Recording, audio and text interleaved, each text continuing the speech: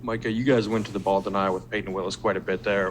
What made you go to that decision, and how do you feel like you guys executed there, given it sort of opened things up for Jamison a little bit with the spacing? Yeah, if you allow him to get comfortable, which we saw in game one, he just killed us. He killed us. He got the shots he wanted.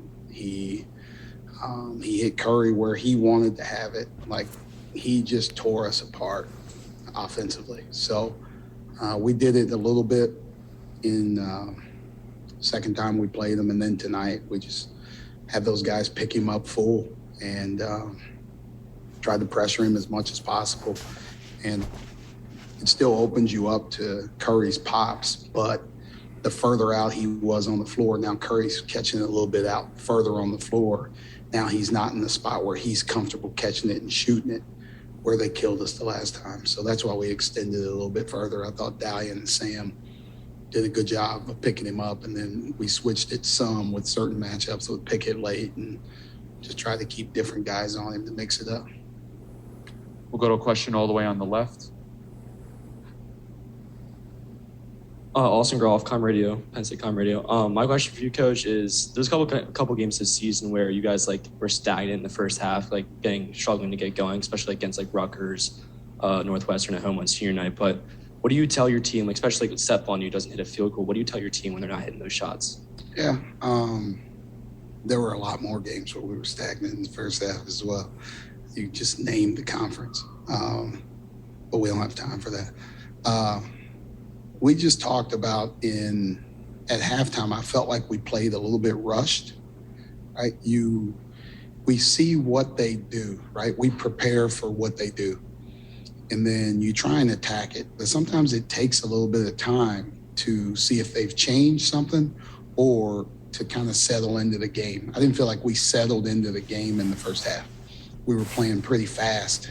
We weren't allowing our screeners to get in the right position. We missed some shots around the rim that we usually make. So we just talked about really slowing down in the second half. And if you look at us throughout the season, the last 10 minutes of the game was when we play our best offense. And you get to that point, and I feel like we know where exactly we're attacking, what shots we want to get, how they're guarding us, and we really settle into the game. And hopefully our defense can keep us there until we get to that point. And it usually does. I'd love for us to play a lot better early on, but as long as it takes until we start clicking, that's what we usually do. We're going to go to Andrew Clay on the Zoom. Hi, it's actually Anderly. Andrew's anchoring right now. But Micah, you guys haven't won on the road since, I think, Northwestern. What was the mental block, maybe to get over any hurdles that may have subsided since then? I don't know. I think we've played well at times on the road. We haven't played 40 minutes consistently. We've played in stretches. We've usually hurt ourselves with turnovers in those segments, usually in the first half, where, now we're a little bit sluggish or we're behind, and then we get down some and we have to waste our energy fighting back or climbing back. But our guys stay with it. I told them before the game, and I showed them, I was actually watching the Nebraska Northwestern game, and they said we led the Big Ten with 9 losses. 6 points or fewer. And, that's tough, to lose those games, but it also shows you how resilient this group is, that you keep bouncing back. It'd be easy to just say, we're going to mail it in on the road, but they fight back and they scratch and they claw and they do what they need to do to get it to a close game and then give ourselves a chance at the end. So that's what we want to continue to do. We live to fight another day. And if it's close, we'll feel comfortable because we've been in a lot of close games this year. We'll go to Daniel Gallen on the Zoom. Your line is open, Daniel. Hey, Micah. Jalen Pickett, 22 points tonight, and he looked especially locked in the second half. What did you kind of make of his performance overall tonight, and then especially in the second half down the stretch? What did you kind of see out of him tonight? He's a good player. Like if you go through and look, when I got the stat packet at the end of the season so I could do my all-conference voting, you look at leading scores in our conference, and he averaged about 14. Like his name's in that list, right in the middle. You look at blocks, you look at steals, you look at assists, you look at assist to turnover ratio. The guy's all over the place in terms of what he does. He's played that way pretty much the entire season, right? He was slow out of the gates and he struggled a little bit early, but once he got comfortable, he's played that way. He's a good player. He's a good player. No matter what level you come from or where you went to originally, if you can play, you can play, and he can play. He plays at his own pace. He gets where he wants to go. He makes tough shots. Like he scores around the basket.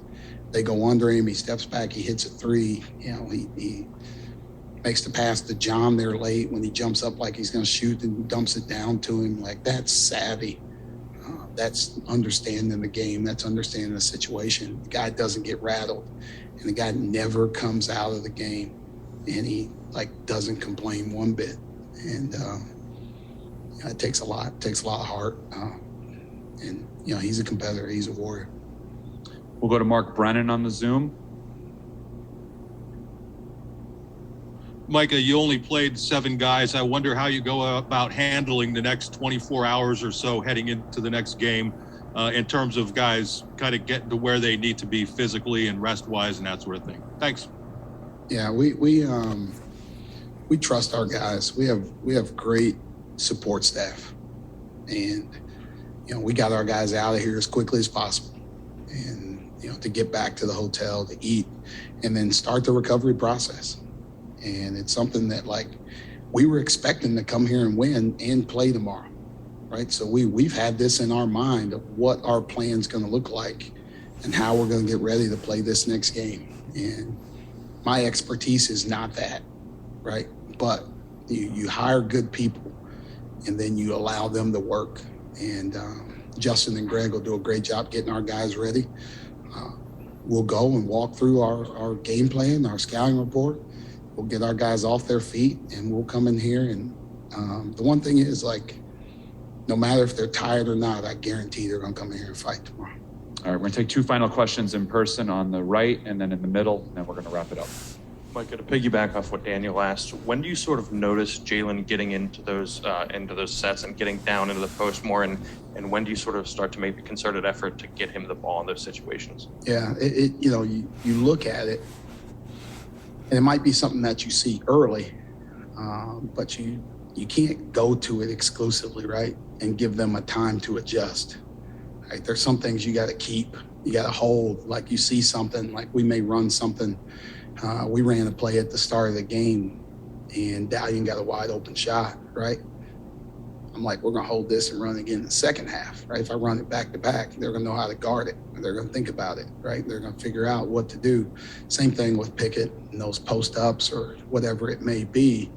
You just got to hold some things and wait a little bit and be patient. Like if you do it before halftime a bunch, now they got halftime to talk about it. Now they got this. Like if you wait a little bit, right?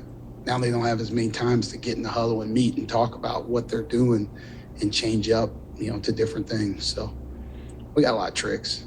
I got a lot of tricks up my sleeve. I know it doesn't look like it when we're balling out and getting 60 points or 52 points or whatever it may be, but every once in a while I'll throw a few tricks out there. We'll get a bucket. We'll finish with a question in the middle.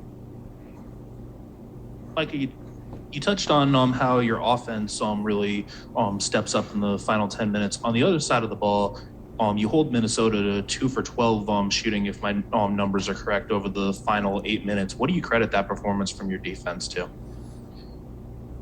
We've guarded like that all year. All year. Our guys, our assistant coaches do an unbelievable job of getting them ready. Like Adam Fisher had our guys ready. Like we're watching film and they're calling out what's coming next. And, Mike Farrelly has tomorrow. and he'll have our guys ready the same exact way. They do a great job of getting these guys ready. And then it's all about our discipline defensively, right? When you see me like lose my mind, or it looks like I'm losing my mind. I know it looks like that a lot, but it's usually things that we control defensively that we don't do. When we do what we can control, we're really good defensively. We make people take tough shots. We give them one shot and we go rebound it. And our guys have done that all season.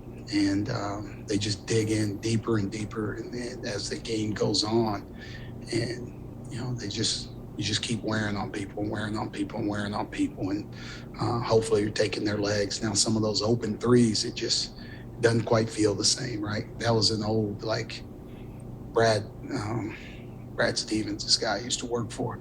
He used to always say that you just take away what they want to do best, right?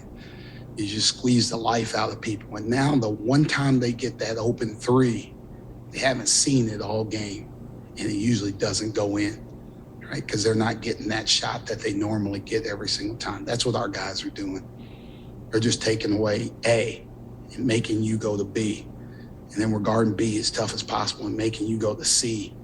And now you're not working on C. That's a shot you've never practiced in your life. Now we're contesting that shot, we're challenging that shot, and we're hitting people on the glass, and then we're going down the other end. All right. Thank you. Thank you, guys. Congratulations. We'll see you tomorrow.